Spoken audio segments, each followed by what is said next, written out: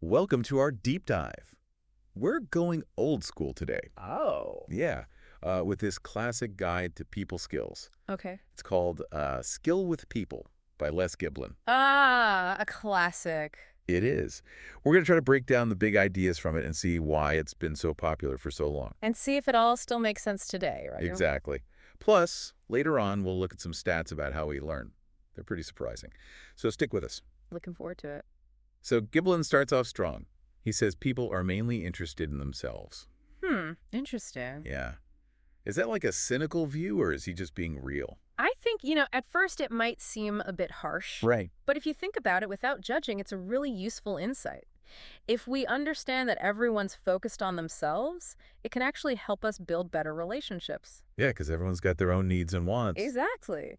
And Giblin suggests something simple but powerful, changing how we talk. Instead of saying I all the time, focus on you. Okay, so less about me, me, me. Right. It might seem small, but it shows you're thinking about the other person's wants and needs. That makes sense. Oh, Got any examples of how this works? sure.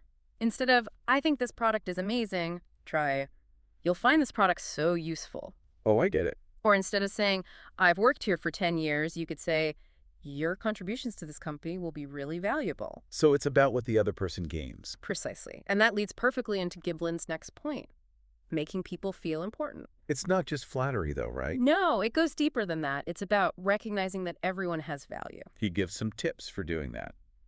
Listening closely, using their name, and pausing before you answer. Which of those works best for you?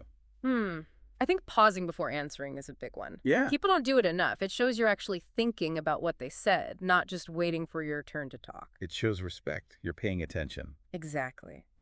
Now, one of Giblin's most important skills, and maybe the hardest one these days, is being agreeable. It's funny because these days, everyone's supposed to share their opinion, no matter what, even if it causes a fight. It does seem to go against the grain, yeah. Totally. But Giblin's point is that admitting when you're wrong, not arguing over every little thing and trying to get along, can make your relationship stronger. Don't sweat the small stuff. Focus on building that connection. Exactly. And sometimes the best way to be agreeable is just to listen. And Giblin talks a lot about that. This goes back to people wanting to talk about themselves, right?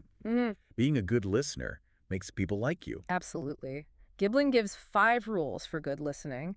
Look at the speaker, lean in to show you're interested, ask questions to make sure you understand, stay on topic, and keep using you and your ally to keep the focus on them. Simple rules, but I bet it takes effort to actually do them all the time. It does, but it's worth it. Good listening shows respect, builds relationships, and helps you learn new things. Everyone wins. Let's talk about something trickier. Influence versus manipulation. Giblin says we should figure out what people want and help them get it by doing what WE want. Is that even okay? Where's the line? The key is being honest and real. If you genuinely want what's best for both of you, then it's collaboration, not manipulation. So be upfront about your goals and make sure the other person benefits too. Exactly. And this connects to another Giblin tactic, Yeah. using third parties to persuade, like, quote, experts, or tell stories about successful people to make your point. Why would people believe something they hear secondhand, though? It feels more objective. It's like social proof. If it worked for others, maybe it'll work for me. Could be misleading, though, if you're not careful. Oh, yeah, for sure. You got to make sure your sources are good and your stories are true. Ethical persuasion is key. It's about persuasion with integrity. So Giblin also has tips for getting people to say yes. Like giving good reasons for what you're asking, phrasing questions so people are likely to agree, and giving choices where either option works for you. Classic sales techniques. Yeah, they're used everywhere. And Giblin explains them really well. He also talks about how important that very first interaction is. Those first few seconds. Yeah. He says a genuine smile can put people at ease. But is smiling always the right move? A smile usually works, but you got to read the room. For sure. Like if someone's upset, a smile might not be the best look. Exactly. You have to be aware of the situation and react accordingly. Okay. What about praise versus criticism? Well, Giblin says to be generous with sincere praise and focus on what people did, not who they are. And for criticism? Do it in private, be kind, and focus on solutions. Help them improve without making them feel bad. Good advice for work and personal life. So how do we give good feedback? Think about their feelings while still being honest about what needs to change. Balance honesty and kindness. Exactly. Now, this leads to something Giblin really emphasizes, saying thank you. He says it's more than just good manner. It's about showing you truly appreciate what others do for you. And he has tips for making it meaningful.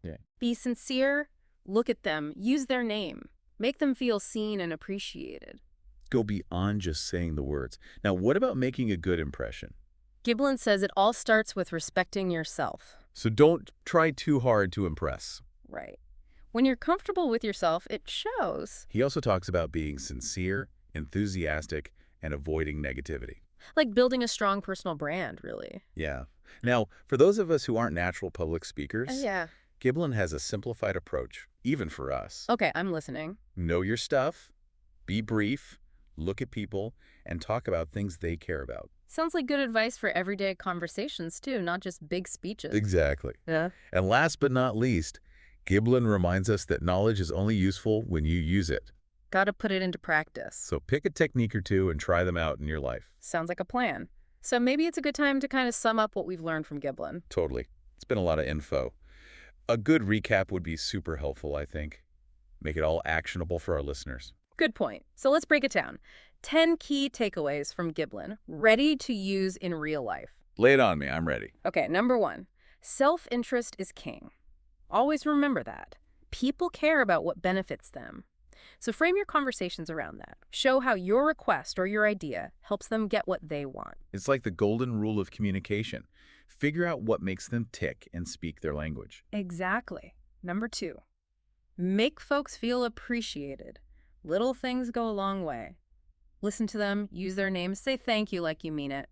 Builds trust and connection. You're showing them you see them as a person, not just someone to talk at. Exactly. Number 3, be agreeable. Don't fight every battle. Admit when you're wrong. Look for common ground. It makes for a more peaceful environment where everyone feels respected. You're not giving up your own opinions, but you're picking your spots. Right. Number 4, become a listening pro. Seriously. Put your phone down, look them in the eye, ask questions to make sure you get it, stay on topic, and use you and your to keep the focus on them. Be present in the moment. Show you're truly interested. Number 5, influence, don't manipulate. Aim for win-win situations. Be upfront about your goals and make sure it's good for both of you. No sneaky stuff. Influence is a partnership, not a power trip. Right. 6, use social proof. Yeah. Tell stories about people who succeeded. Bring in expert opinions. Evidence backs up your claims and makes you more persuasive. It's like, hey, if it worked for them, maybe it'll work for me. Exactly. 7, get that yes. Give good reasons for your requests. Phrase your questions so they're more likely to agree. Offer choices where both options lead to what you want. That's smart, like you're guiding them towards the outcome you want. Exactly. 8, set the right mood from the start. Smile when you greet them, use a friendly voice, make them feel welcome. First impressions matter. Set a positive tone right away. 9, praise often, criticize carefully. When you praise, be specific. When you criticize, be private, be kind, and offer solutions. Find that balance between honesty and being helpful. And lastly, number 10, never underestimate gratitude. Say thank you often and say it like you mean it. Acknowledge the specific things people do for you and show them you truly value them. It's about nurturing those connections. Wow, those are 10 powerful points. Giblin really packs a punch in this book. He does. He really understood people and knew how to explain it all clearly. As we wrap up, I want to ask our listeners something we talked about before. Okay. With so much of our communication happening online now, do these people skills, these face-to-face skills, still matter? Do we need to change them for the digital world? That's the question, isn't it? How do we translate these timeless ideas for the online world? Maybe that's a deep dive for another day. I'd be up for that. But for now, let's wrap up Skill with People with some final thoughts. Yeah, it's like even with all the tech and how things change, we still crave that connection with other people. For sure. And this book gives us a guide for how to do that, how to navigate those tricky human interactions and build relationships that make our lives better. So as we wrap up our look at Giblin's work, what really struck you? Anything stand out? You know, what really got me was how much he talked about gratitude.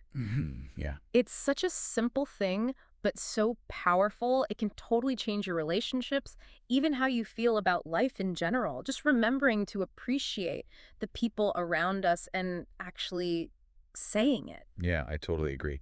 And for me, the big takeaway was that people skills are skills. You can learn them, practice them, get better at them. Yeah, It's encouraging. It means that we're not stuck with whatever personality we have or how awkward we might feel. We can all learn to connect better with others. that's so true. It's a good reminder that we can always grow, always improve how we interact with people. Speaking of learning, let's go back to those stats we talked about earlier, Yeah. the ones about how we learn best. It's crazy how much more we remember when we're actually doing something. It shows that we need to experience things, not just read about them.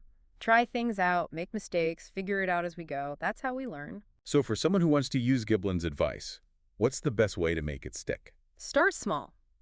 Pick one or two things that speak to you and just try them out in your everyday life. Keep doing them until they feel natural. Make it part of your routine. Right. And remember, it takes time.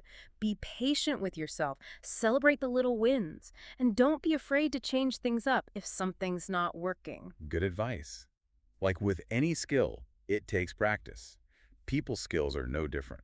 Before we say goodbye, I want to leave our listeners with one last thought to think about. Okay, I'm listening. Remember that real connections take time and effort. They don't just happen overnight.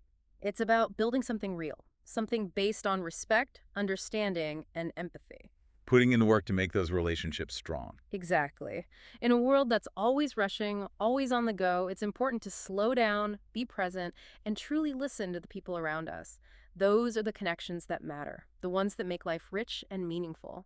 That's a great note to end on. Thanks for joining us on this deep dive into skill with people.